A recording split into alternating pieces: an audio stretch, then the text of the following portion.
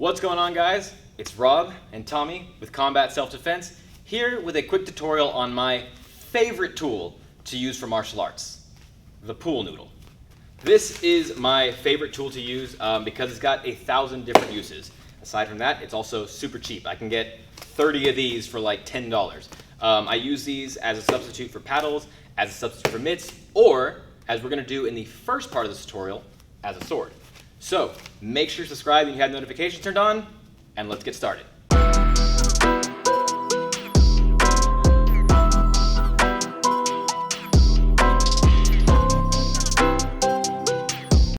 Like I said, the noodle has 1,000 different uses. The first way I like to use it is as part of a warm-up drill that I call sword sparring. So sword sparring is exactly what it sounds like. Tommy and I are going to get in our regular fighting stance, only instead of being here bare knuckle, we're going to put the noodle in front of us like a sword. I'm going to take my noodle and try to poke Tommy right in the shoulder. He's going to take his noodle, try to poke me in the shoulder.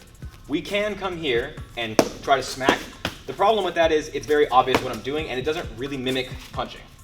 Unless we're doing Filipino martial arts, in which case I can do all that. But we're not going to do that right now. My goal, for the most part, is to stick to pokes and tiny slashes. Tommy's goal is to do the same.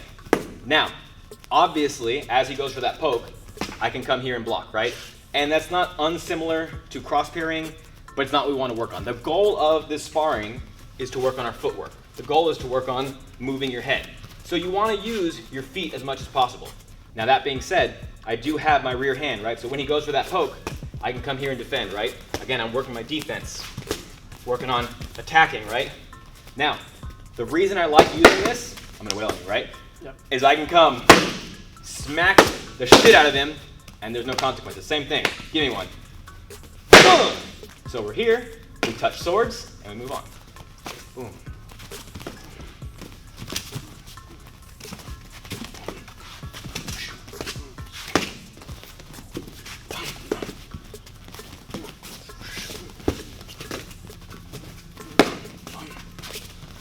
Break in 3, 2, 1. All right, so that's just regular shoulder tap sparring. We don't have to stick with just shoulders. We can also work on ribs, learning to defend the body. So now, you can still poke here. This is when I like working the slashes. So now, Tommy goes to slash at my ribs, I tuck that in there. Here, boom, right? So what do you have to do? You gotta learn to block low. You gotta learn to block low, and you as the attacker, gotta learn to get them to get their hands up, right? So, typically what we'll do is try to come up here, boom, boom, right? Get their attention up high, then come down low. So it's teaching you to not react to everything that's being thrown at you. So now, we're learning to keep our head moving so we don't get our shoulders tapped, and we're learning to keep our elbows in so we don't get our ribs tapped. Again, basic fundamental things. Put this down. I'm teaching Tommy to avoid my straight punches, right? Teaching him to avoid my rounded punches. Boom. Teaching him to avoid body shots, right? All of this is focused on striking. We can also add an element of grappling to it by going from targeting the shoulders, going from targeting the ribs, to now targeting the ankle. What am I simulating by targeting the ankle? Not an ankle kick, right? I'm simulating coming in here, right? Going for takedowns. So, when Tommy swings at my ankle, I gotta move it out of the way, right? And it teaches me what my bad habits are, right? Mm-hmm. If he swings at me and I come all the way over here, what do you want to do? Yeah, I want to punch you in the face. Exactly, right? So, you gotta be light on that foot. Boom, boom. I don't have a lot of options for blocking down there, right? I can't necessarily go ahead there, right? Yeah. I mean, you can. I've seen Kung Fu guys do it, but it's dumb. Yeah. The goal is to move your foot out of the way. Boom, and then come back, right? So, one more addition, ankle sparring. Okay. Over here, go ahead. But right now, I focus on just the lead ankle. You can add in the rear one later on, but I like just the lead, again, working on that footwork. Oh, I see what you mean by that bad habits. Yep. What?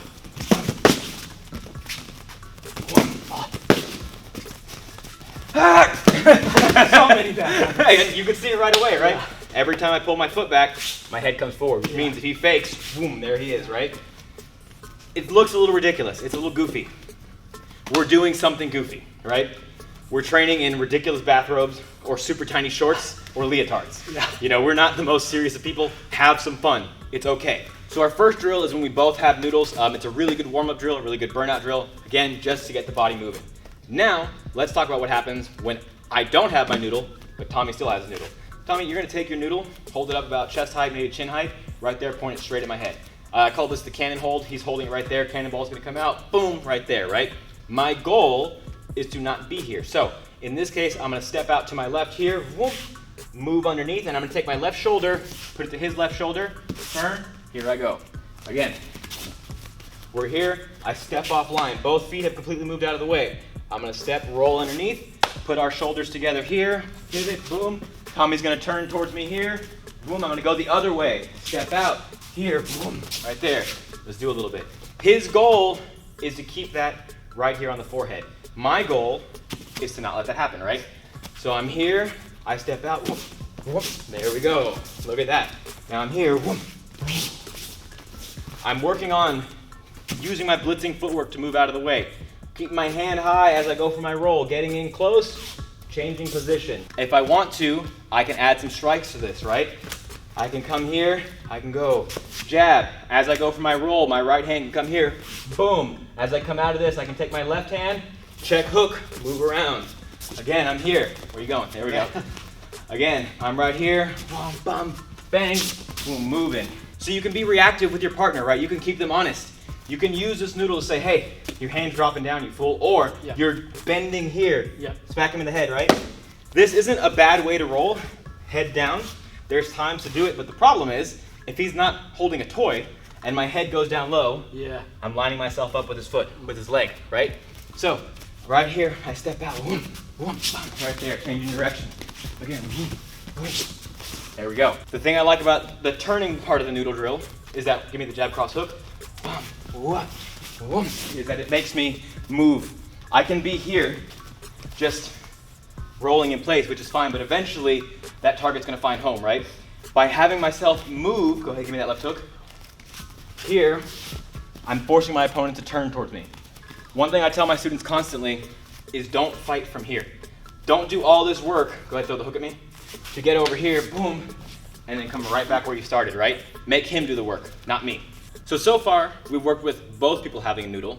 We've worked with one person having noodles and me doing defensive movements. Now, we're gonna work with offensive movements. So, Tommy's gonna come up, I'm gonna get in my guard, regular simple punch catching, right? I'm gonna go jab to jab, boom, cross to cross, boom, hook to hook, boom, up to up, right? Nice, simple, let's run through it again. Boom, that's it. The problem with any mitt drill is that when you're hitting mitts, people wanna hit hard. And that means they'll commit and drive through. With these noodles, if I hit hard, I'm gonna hit this one. If I hit hard on this noodle, nothing really happens. It's not satisfying to hit that hard. These are not a power tool, it's a speed tool. I meant to come in here, in and out, right? In and fast, right? If he gives me a little snap back, right there, I can tell when I'm hitting, right? And all you gotta do is that, right? Good way to protect your wrist if you're holding pads all day. You just play drums, right? So just like holding mitts, I'm here, I go jab cross, boom, boom. I go jab cross, boom, boom. And then this third time, let's say I throw a jab cross, Tommy wants to keep me honest, he's gonna swing, boom, there's my roll. Again, let's go jab cross roll, bum, bum, boom, right there. So you can just catch, bum, bum, just catch, or you can make your athlete move a little bit, boom, right there, right? Speaking of making your athlete move a little bit, you don't only have to treat it like mitts. You can also use this for honesty checks. So instead of going jab to jab, cross for cross, now I'm gonna go jab to cross. So I'm gonna throw on his right side. As I throw my jab, he's gonna swing that noodle at me. So as my hand is down, boom, right there in the face, right? Making sure I'm keeping my guard up. So I'm gonna come here, boom. I'm gonna go now to the cross. He's gonna check the other side, boom. Again, jab, boom, cross. You can also do it for the hook. So I'm gonna throw my hook at this left noodle, and Tommy's gonna make sure that I'm not over committing with this punch. As I finish up my hook, he's gonna swing that straight down at me, making sure I either slip, boom, or at the very least, return back to my guard, right? So I'm gonna throw my hook. As soon as I touch here, boom, boom, I better move. Again, boom, good. Again, jab cross, roll. Hey. So again, you can also work in those rib sparring drills. Tommy goes to my ribs, I block. From here, I'm gonna fire right away, the rear uppercut. Again, he comes in, boom, bang. One more time, boom, boom, right there. Left side, he swings here, boom, bang, right away, bang. It's teaching me to be precise with my shots, right? I have a very small target, and if he moves it at all, I'm gonna miss, right? So I can't overcommit. I have to make sure where I wanna hit is where I hit, right? So we're working precision, we're working speed, we're working movement, we're working with our partner, right? We have to be in sync about how we're gonna do this. The point that I'm trying to make is look around you, see what tools are available to you, and then use your tools. Ingenuity is probably the friend of every single martial artist. And not every tool has the same purpose. These are not meant for power punching, they're not meant for power striking. Again, they're meant for footwork, they're meant for defense, they're meant for precision, they're meant for speed. Every tool has its place, it's up to you to learn how to use them. Or I guess you could just buy paddles if you want to do it that way. But this is my favorite tool. I wanted to share it with you guys because I think it can help everybody, regardless of what style they train in. All that being said, this has been Rob and Tommy from Combat Self-Defense. I want to thank you guys for all the hard work. Make sure you like, comment, subscribe, share, all that stuff YouTube wants me to tell you to do. And I'll see you guys next time. Die!